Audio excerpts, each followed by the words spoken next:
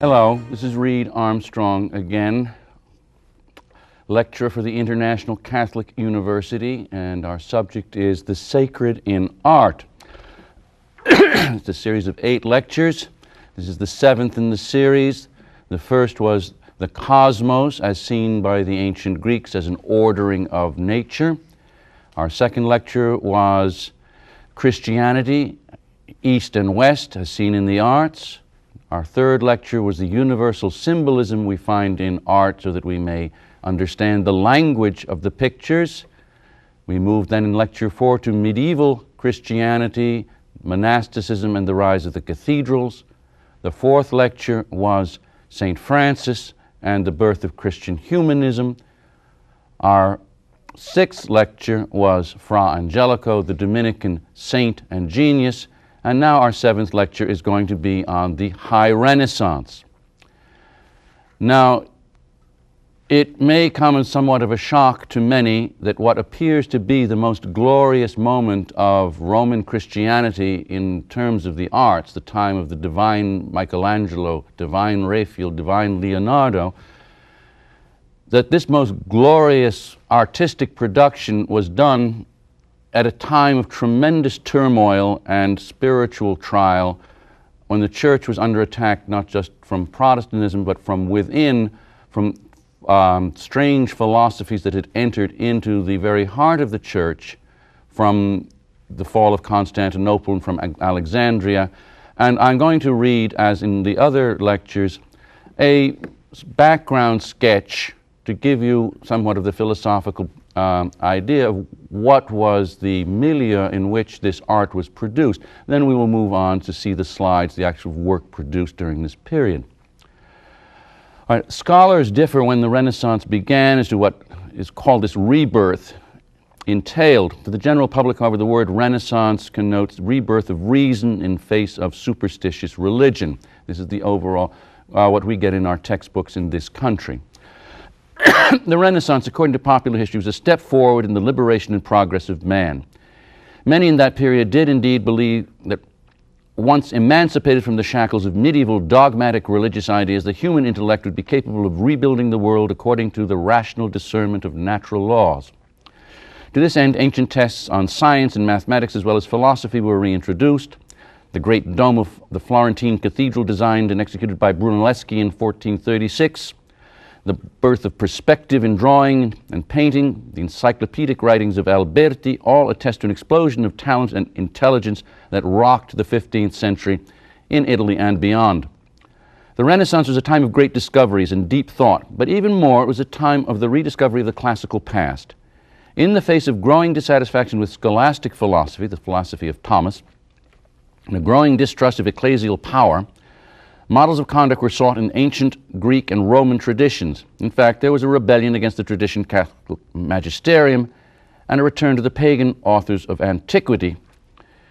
First had come the rediscovery of Roman architectural ruins and statuary, and then came an interest in the classical authors and their philosophers and poets. The virtues of these ancient people were extolled and the old mythologies resurrected. To steep themselves in the ancient virtues, Horace, Cicero, Seneca were all read. But of all the classical authors, the greatest appeal for the painters was Ovid. They regarded him as an oracle, and that in his Metamorphoses there were innumerable illustrated editions. It became known as the Painter's Bible. And the reason for the popularity of the Metamorphoses was the earthy nature of the stories, which emphasized the all too human aspects of the gods with their sexual desire, infidelity, frustration, and revenge. The Renaissance was more than an intellectual awakening. It was a time of emotional ferment. It was a time of the rekindling of erotic desire and the pursuit of voluptas, or pleasure. If anything, in fact, the Renaissance was a revolt of human desire against the sober rationality of the late medieval scholastics and the ascetic joy of the mendicants. The moving rationale of the 15th and early 16th century was anything but rational. In the words of art historian Roy McMullen, for a Venetian intellectual around 1507 was likely to be interested in magic, alchemy, astrology, a revised Neoplatonism which mixed with Jewish theosophy, the Kabbalah, an Egyptian or pseudo-Chaldean occultism, in Stoicism, which taught that God runs through the material world as honey through a honeycomb, and the University of Padua's brand of Aristotelianism, which emphasized nature and held, among other heretical notions, that the individual intellect was absorbed at death into the eternal intellect, somewhat like Hinduism. Fundamental to understanding the classical Renaissance is the realization that the radical new humanism of the time included a rehabilitation of some very old ideas. With the fall of Constantinople to the Turks in 1453, there came to the commercial centers of Italy an influx of ancient Greek and Oriental philosophy, which only helped to fan the flames of voluptas. Hellenistic mystery religions that thrived in pagan Rome, Eastern Gnostic cults vied with each other in open rebellion against the hierarchical scholastic order with its heaven-oriented vision based on the gospel. Even before the fall of Constantinople, John Cardinal Bessarion had brought his prodigious library of classical learning to Italy and founded a Platonic academy in Rome. In 1438, Gemistis Pletho gave a series of lectures in Florence based on the Neoplatonism of Proclus, in which Christianity found no place at all. That much of writing of Proclus as well as Plotinus Porphyry had been deemed suspect of error by the official church teaching mattered little to the humanist founders who frequented the circles of the new learning sponsored by Cosimo and Lorenzo de' Medici. At that point in time, what was old was thought to be authentic, and it was presumed that all previous natural knowledge foretold the fulfillment of God's purpose, including the person of Christ. Ancient texts were deciphered and reinterpreted to prove that the prophets and sibyls of all the religions of antiquity foreshadowed and implemented God's kingdom on earth. Now, these pagan foretellers of Christ's kingdom on earth were called the Prisky Theology, and they were accepted along with the Hebrew prophets and the philosophers Plato and Aristotle. But the Cumaean sibyls, as well as the ancient sages known as Hermes Trismegistes, were somewhat suspect. This so-called Hermes or Thoth, the thrice great, had been denounced by Augustine in his City of God. He reappeared around 1460 in a curious Byzantine Greek text which purported to be of great antiquity. This collection of writings consisted of various treatises collectively known as the Corpus Hermeticum, the sealed body, which was presumed to be the authentic teachings of an Egyptian sage who antedated the Hebrew Moses. They were, as has been stated, 3rd or 2nd century to 4th century Gnostic tracts from Alexandria. But be that as it may, they were translated into Latin in 1463 by Marsilio Ficino at the direct request of Cosimo de' Medici and formed the basis of Pico Mirandola's Oration on the Dignity of Man, a key writing for the humanistic Renaissance. The Hermetic writings asserted that according to Gnostic doctrine, man was an emanation of God's essence and master of his own destiny, but capable of reascent to divinity by use of his divine intellect without the use of faith or sacraments. By the end of the 16th century, the Corpus Hermeticum had gone through 16 printings and become part of the Western heritage. The doctrine contained in these writings is, as in all Gnostic theology, pantheistic. For the pessimist Gnostic, Valentin or Basilides, according to A.J. Foustier of the University of Paris, the material world, heavily impregnated with the influence of the stars, is evil. It must be escaped by an ascetic way of life, which avoids as much as possible all contact with matter until the lightened soul rises up through the planets, casting off their evil influence as it ascends to its true home in the immortal, immaterial world. For the optimist Gnostic, Plotinus or Proclus, for example, again according to Foustier, matter is impregnated with the divine, the earth lives, moves with the divine life, and the stars are living divine animals. The sun burns with divine power, and there is no part of nature which is not good, for all are parts of God. Ficino himself held that the souls descended into the bodies of the Milky Way through the constellation of Cancer, enveloping themselves in celestial and luminous veil, which later put on human bodies. Now, all of these are obviously somewhat suspect, but they all ring a certain bell in our modern world too. Most important, though, as we're going to see, that for the Neoplatonists, the vision of God was a contemplation of divine beauty in a state of almost an erotic trance. This mystical vision was complete, although still in life, when one received what the Kabbalists called the mors osculi, the kiss of death, from the divine Venus Celeste, the celestial Venus, source of all beauty and wisdom. Whereas the Venus Celeste, or the celestial Venus of the Renaissance, and the Venus Vulgari, the earthly Venus, normal woman, were theoretically distinct in the writings of Ficino. For Boccaccio, in his Amoroso Fuoco, the two are clearly linked. Union with the celestial Venus, or beauty itself, must be achieved through eros, or participating in the divine creative act by simulacrum, that is to say, by the joining of man and woman, or man and man, whatever. Pico della Mirandola, while admitting that all eros or lust is not noble, held that even carnal knowledge, if carried out in the right frame of mind, serves to achieve this ecstatic union with the Venus Celeste. This view was held by the people that we now know to be the leaders of the Renaissance: Leonardo, Castiglione, Egidio da Viterbo, to name just a few. Another key element of this Platonic Renaissance, according to Pico de Mirandola and Leon Ebreo, was the divine harmony, harmonia est discordia concors, or the coincidentia oppositorum, that all things are made one. Now, we saw in our last lecture there was this Christ child and little devil, perhaps, painted over Fra Angelico's beautiful painting of the Nativity. And this was to say that both good and evil are parts of the divine nature. This is obviously most heretical, but these were the things that were coming into the Renaissance, say, from Alexandria via Constantinople, and were attacking the church from within. There were even cardinals, that were affected by this rather strange thinking.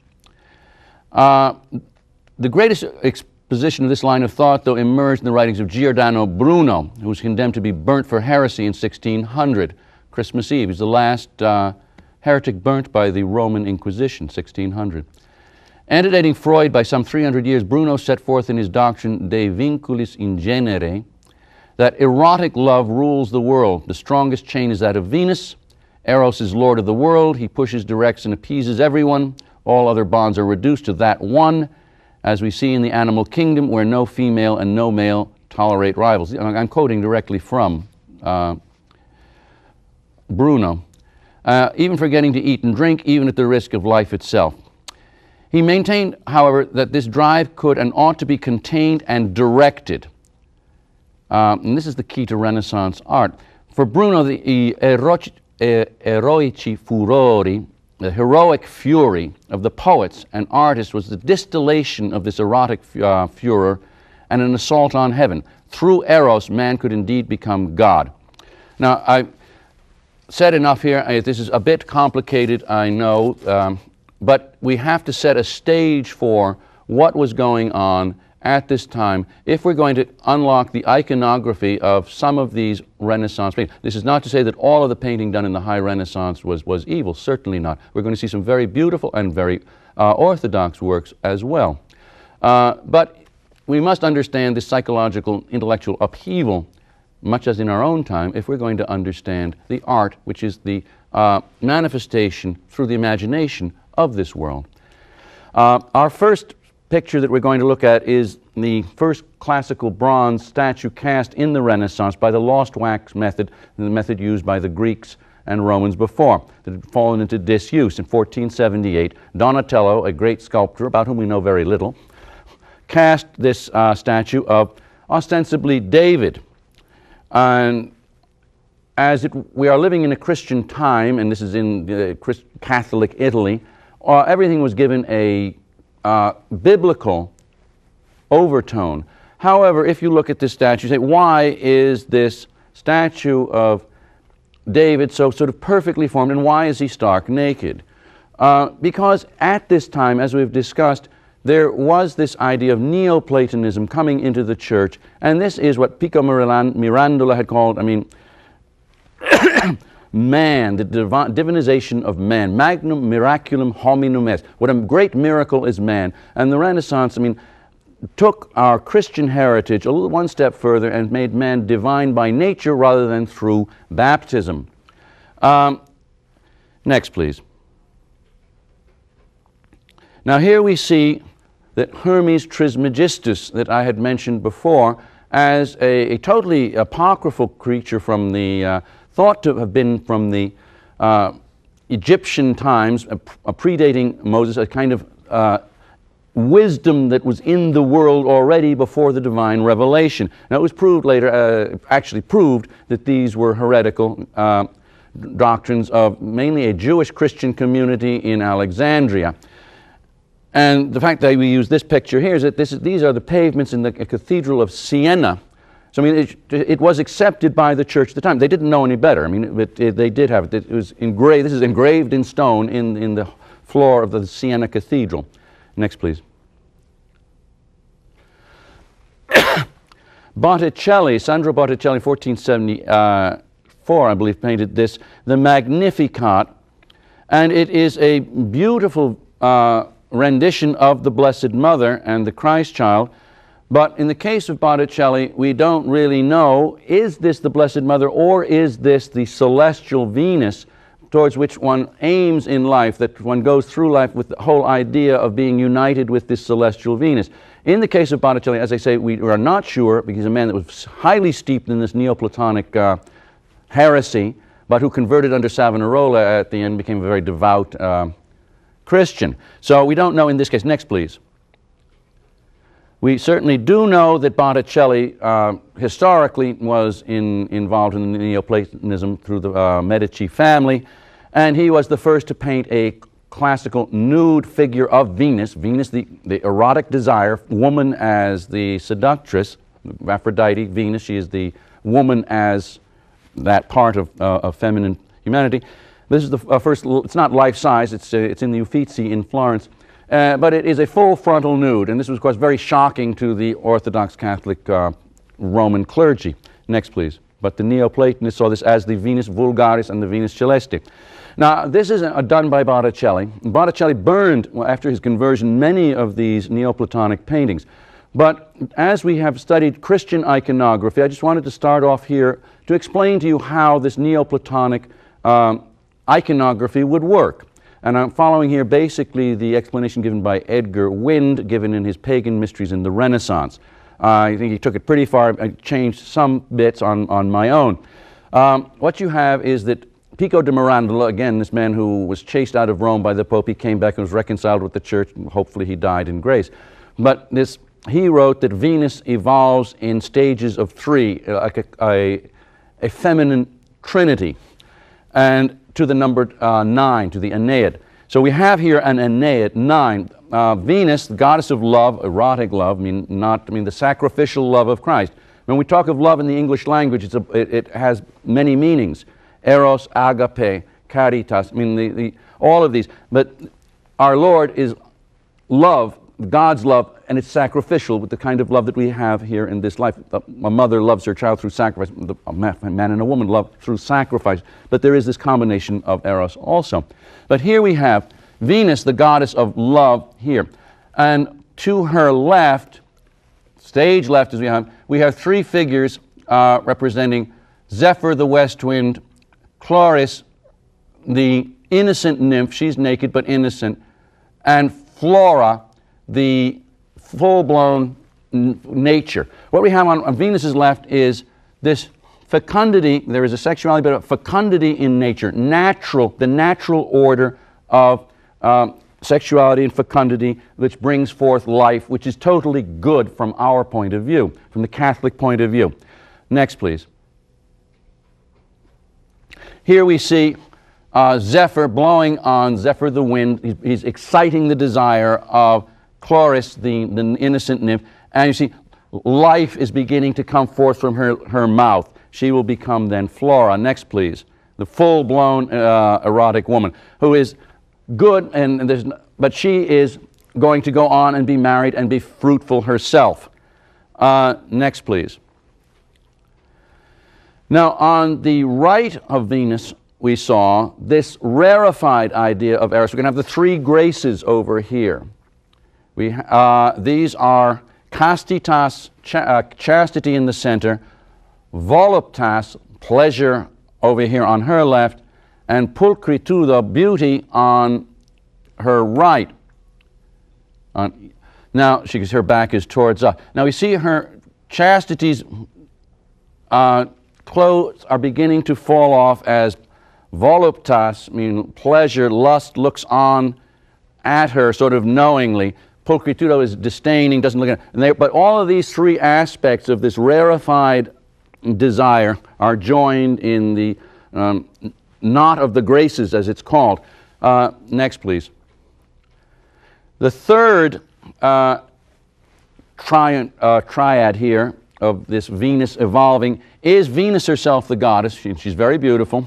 And blind Eros, because never knows when the darts of Cupid, Eros' Cupid, are going to strike.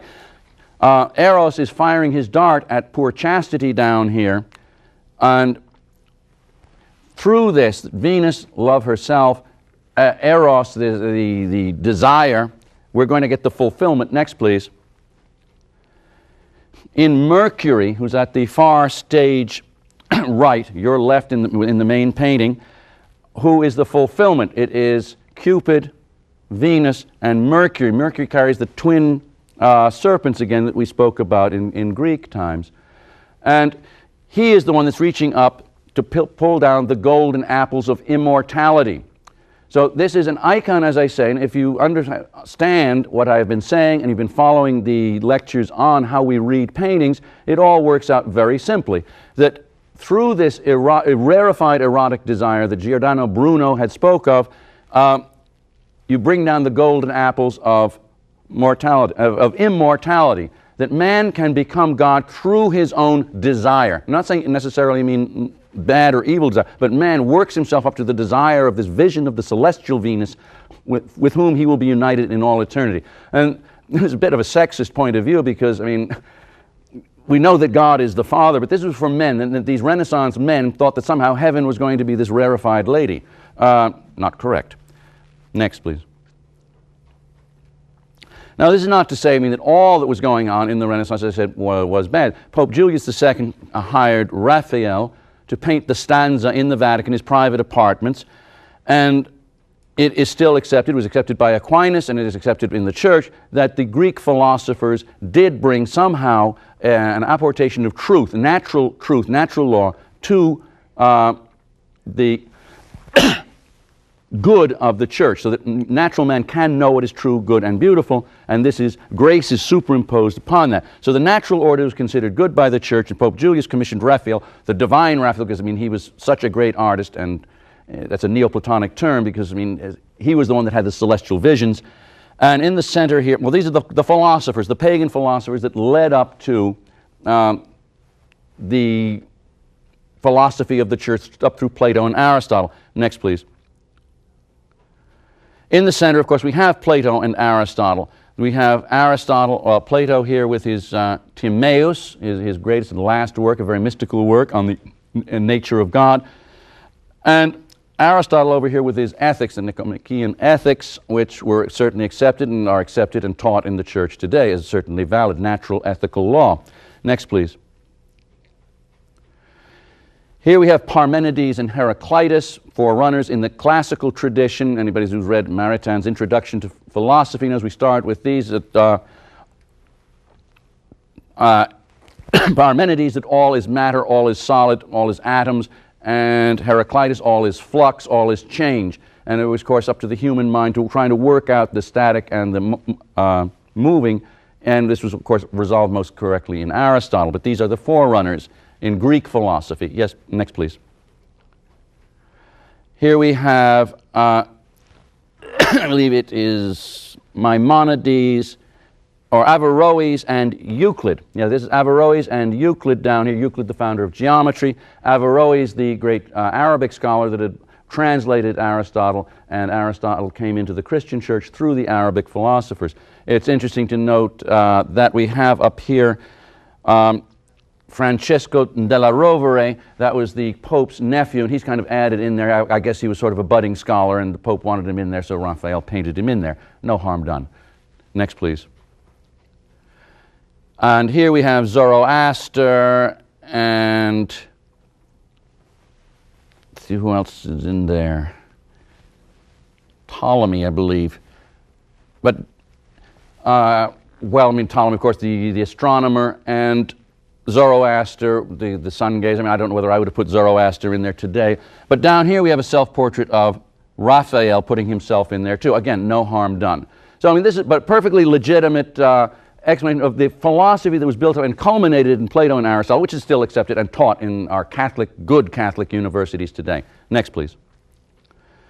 Raphael is best known for his Madonnas, and many of them are very, very beautiful.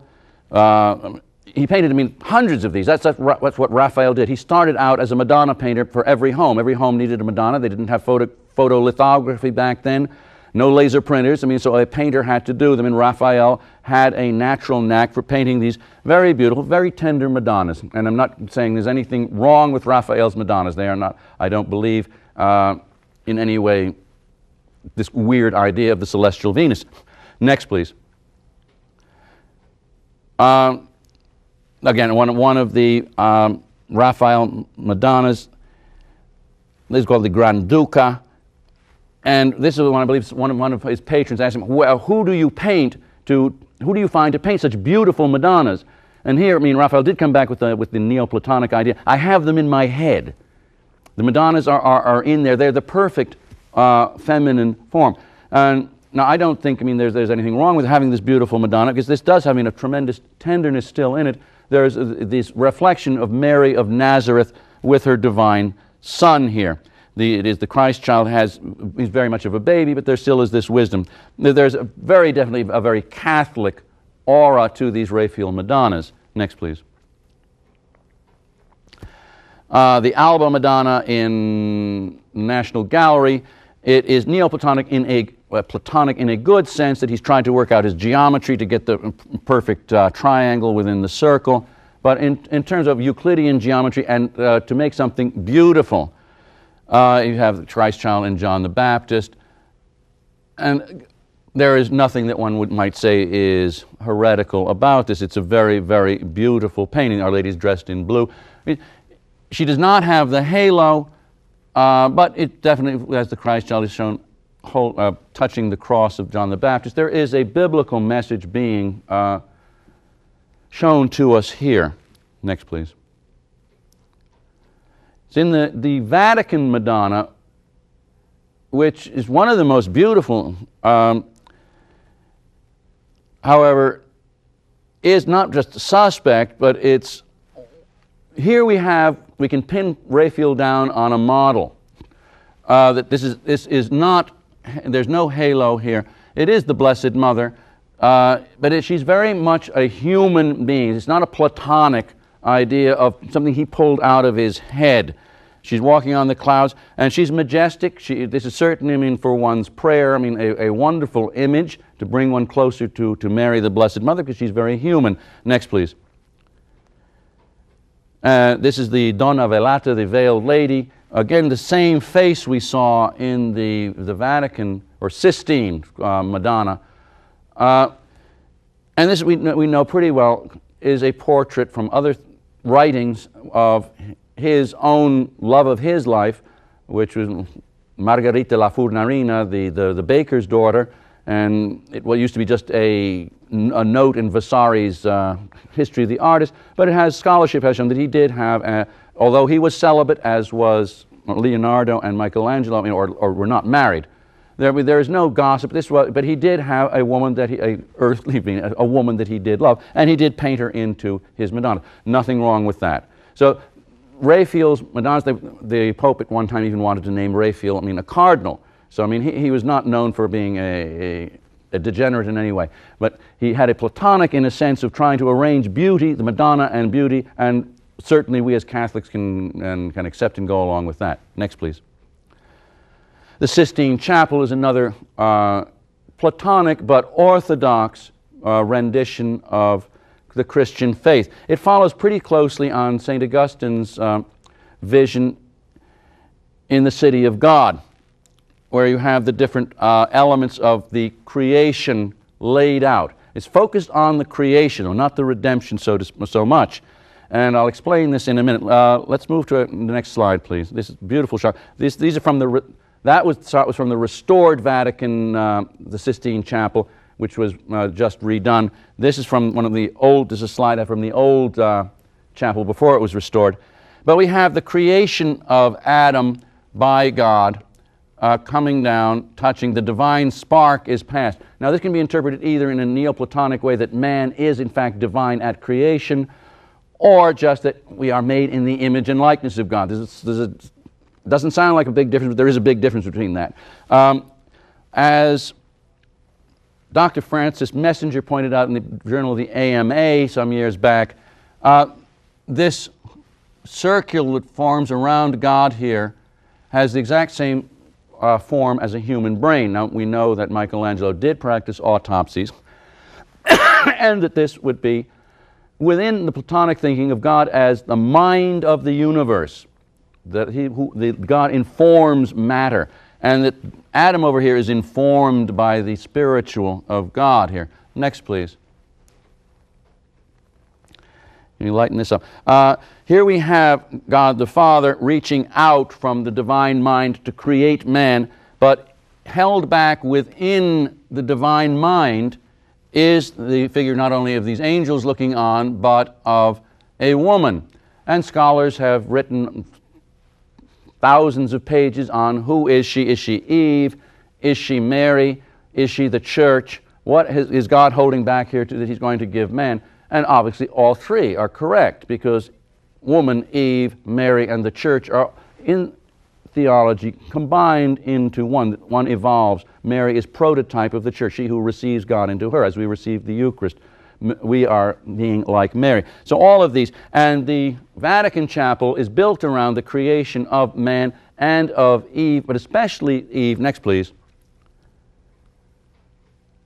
Oh, here we have Adam, based on, this is from the Vatican collection, the creation of Adam on a classical torso, the Belvedere, which is in the Vatican Museum, as the physical body of man at the point of ensoulment is a celestial vision, that the human body in Platonic thought is perfect, that a perfect body is a reflection of a perfect soul. I can get into trouble with this, but this is Adam as the perfect body receiving the perfect soul. Next, please.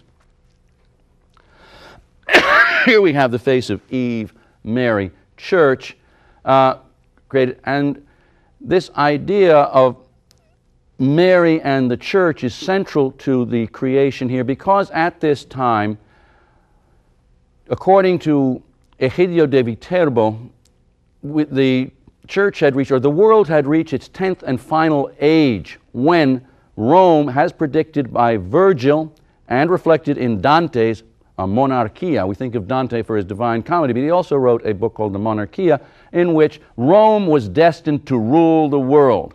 And Virgil, of course, wrote his Aeneid, referring to, again, that Rome was destined to rule the world.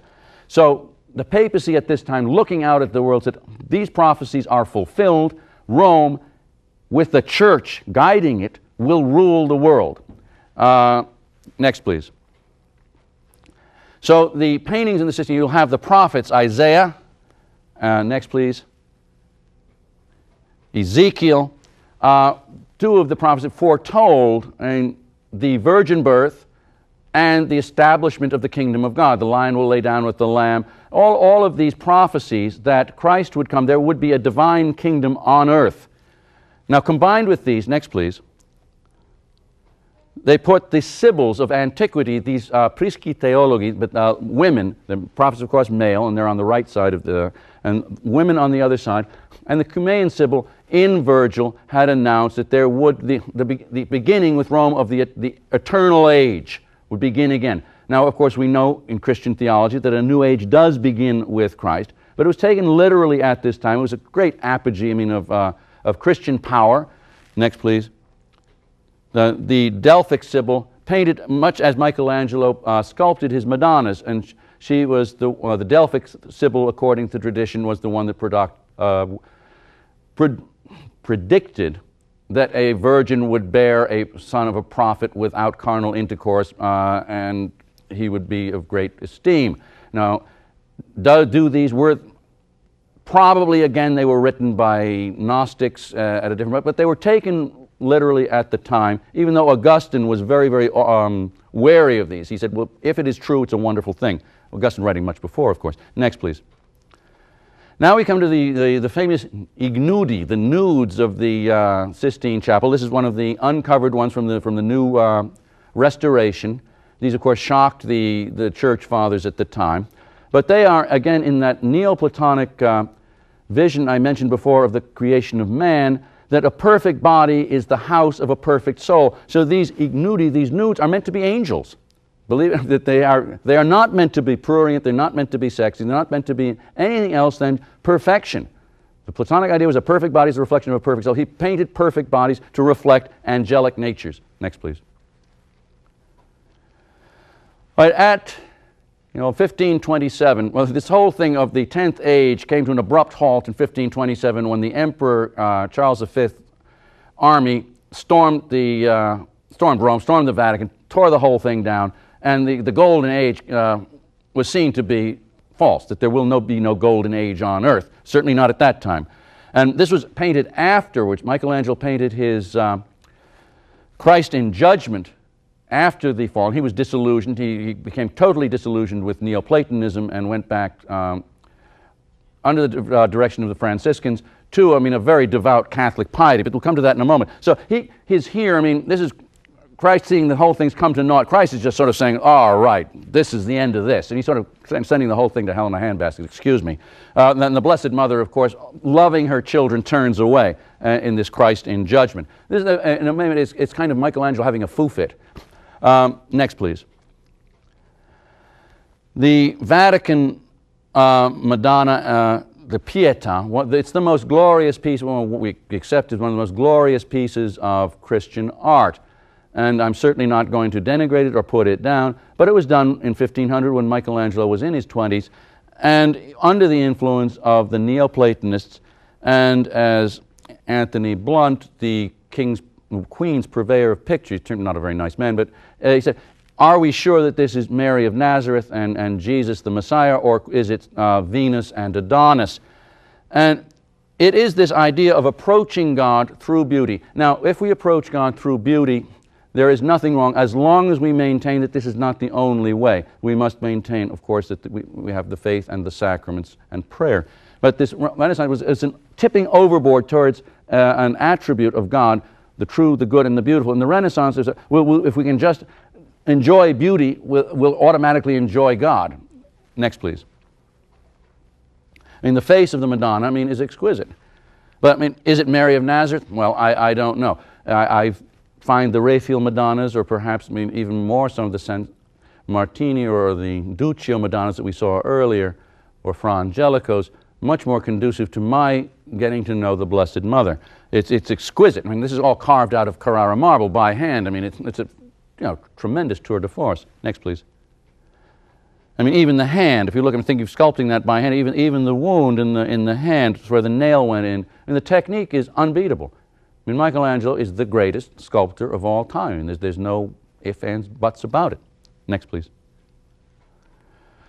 But as Michelangelo, again, after this Neoplatonic dream world, the 10th age of man kind of fizzled, we have Michelangelo putting himself into the mystery of redemption. The Pietà in the Florence Duomo, the cathedral, is finished by some friends, assistants, so it's kind of over-finished over here. But this Michelangelo looking at what is this redemptive act in which I am involved as a human being, not just as a sculptor. Next. Next, please. The last Pietà that he did, which he was working on in his old age, and then he was working on it when he died in his 80s, is the Rotonini Pieta. And from a point of view of aesthetics, if we look at this, it's what went wrong was he's senile. He couldn't work anymore. No, what he had done here is he had stripped away all the non-essential from this mystery of the redemption. We have here Mary and Jesus united together in one, the co-redemption of Mary involved with her divine Son. And Christ is kind of suspended here as he falls. The weight of gravity pulls him down, but he's suspended in space. He's between heaven and earth. Michelangelo, in his letters, wrote, the Dear Lord technique is not enough. One must be a man of holiness and, if possible, a saint to allow the Spirit of God to work through us. Speaking of and this is the Catholic artist's, prayer. And it certainly, I believe, worked. The body is not finished, but the sexuality has been cut off. An interesting point here, and this is my own theory, is there's an extra arm over here theoretically on Christ that the historians say was, well, he just got bored with that and he went on to another. But if Michelangelo were in fact guided by the Spirit, could we not say that this follows the ancient iconographic law of Christ in the center, Mary stage left holding the feminine part, and God the Father Spirit up here in our transcendental corner coming down, you can't see him, and just his hand, as we saw in the medieval icons, coming in, holding up his son. Now, I cannot prove this, but it certainly fits. If the Spirit does work, there is this word in art called inspiration. Next, please. Now, Leonardo, the other divine, is a tougher nut to crack. We know was involved in many, many occult circles and was involved in very strange practices, but he is the quintessential genius of humanity. And for me, I mean, to stand up here and to say, oh, gee, I'm going to attack Leonardo. I'm not attacking him as a person. All I'm pointing out is the iconography that he's using here, because he comes in and out, as we'll see, of a traditional Catholic faith. We have the square and the circle representing the cosmos. Circle is spiritual, square is the earth. We saw that back in the Indian stupa, and it comes up in Byzantine architecture, the square and the circle. Unite the two. To bring the spiritual and the material together is to square the circle. That's that great thing, square the circle. I mean, to bring the two together, to make perfection. Man is the microcosm of the macrocosm. The universe is the macrocosm. And as Pico de Mirandola and this crowd are saying, that man is the microcosm. Man has a divine soul. Just like there's a mind in the universe, which is God, this mind of man's mind, shares in the divine intellect. So man is the microcosm. He's the small universe. Next, please. He painted the Last Supper, we know, for the Dominican convent in Milan, and it's, as far as I know, is an Orthodox painting. Some people would contest this. But unfortunately, we can't really tell because he painted this in oil. He was one of the inventors. He was a tremendous inventor. He invented, in a way, oil painting. He tried to paint fresco on fresh plaster with oil, and it didn't mix, and it deteriorated even within his own lifetime. It's a tremendous painting. I mean, if you go there, I mean, it's an awe-inspiring painting. But it's very, perhaps part of its charm is it's very diffuse and very mysterious. Next, please.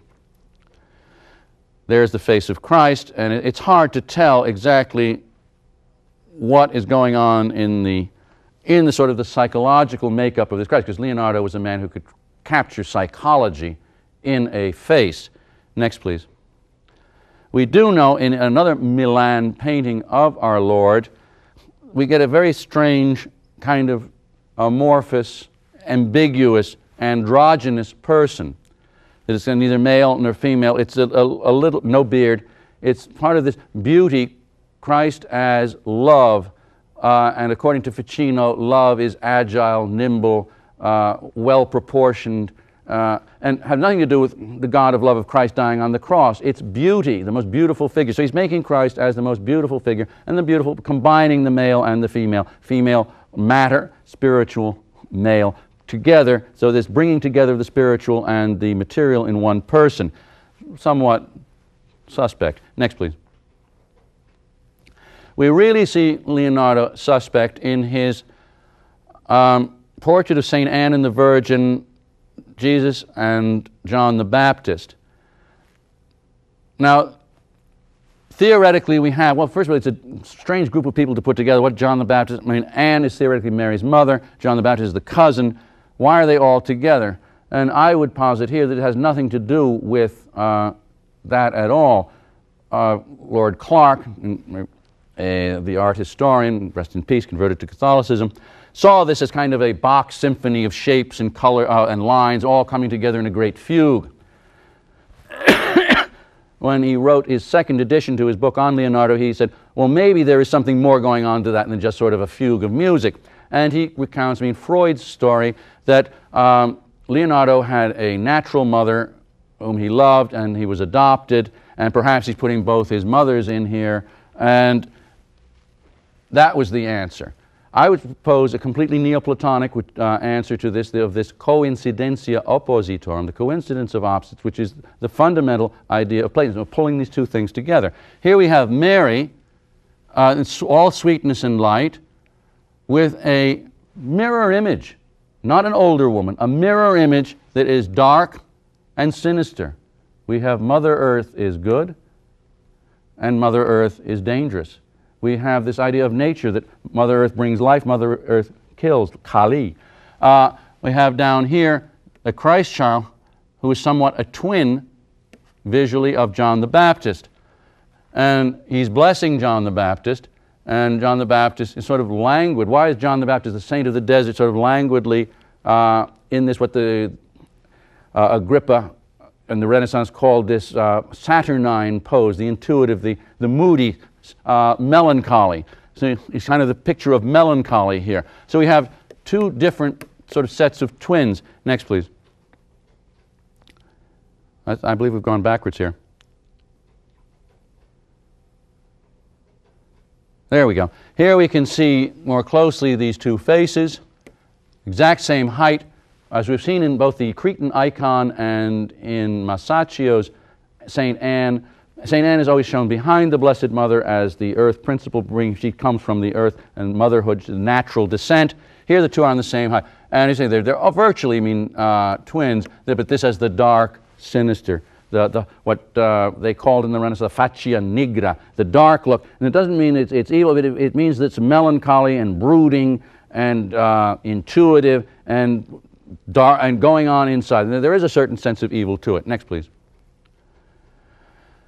As we see, these two, excuse me, can we go back? These two here, the interesting thing of this is that Christ blesses this dark side, and the dark woman here, her hand points up, is what I'm saying. The dark side says, will, or it must happen that the dark side must be redeemed. Next, please. We go on, the same thing in this, the Madonna of the Rocks for the chapel, the Confraternity of the Immaculate Conception. This was refused by them. Mary with her golden womb, the Christ child, an angel pointing over here to John the Baptist, who is, in a way, in his body language, forcing himself onto the Christ child. Next, please. The woman has no halos in this. This is in the Louvre, Virgin of the Rocks, no halo. There we have a very earthy woman. Next, please. The angel is looking out at us in kind of a, do you know what's going on? There's a certain sneaky things. Are you part of this mystery? Are you one of the adepts? Because these were people that knew what they were doing. There were circles of these Gnostics with whom Leonardo hung out. And this angel's pointing over at John the Baptist, not at the Christ child. Next, please. And here we see the two of them. They're the divine twins. They have the same hairstyle and everything. And he's blessing. The Baptist is forcing the blessing out of Christ. The Christ child is recoiling. Next, please. The divine womb, though. I love that. The London version, which was not accepted by the Brotherhood either, but for money, was painted some 20 years later. The Virgin Mary has her halo. Everything is light. Everybody has... the problem, Mary is blessing the Christ child. The Christ child is in command here. They are not twins. The Christ child here is almost bald. It's this divine wisdom. He's gone back to almost, a Byzantine concept, that the Christ child is the Christ child. Leonardo kind of came in and went out of, the faith. He's living in a time of great turmoil. Next, please. Just quickly see, there's a much more gentle, much more composed, much more rational face here of the Blessed Mother. And, of course, the halo. Next, please. The angel, much more at peace with himself, and he's looking at the mystery. He's not looking out saying, the mystery of redemption, not some sort of Neoplatonic mystery. Next, please. And here we have, again, as I say, John the Baptist, actually in adoration of the Christ child, and the Christ child with this large forehead, giving this concept of divine wisdom, the wonderful golden womb of the Blessed Mother. And say the angel's looking down at the Christ child. He's not pointing at complete change. Almost exactly the same picture. But the theological, the iconographical message in these is completely different. Next, please. The Mona Lisa, of course, the most well-known painting of Leonardo, hangs in the Louvre. People try to slash it. What is it? People write treatises about the geometry in the head. Why is she so beautiful? Why is she so enigmatic? Why do people line up to go see her? Next, please.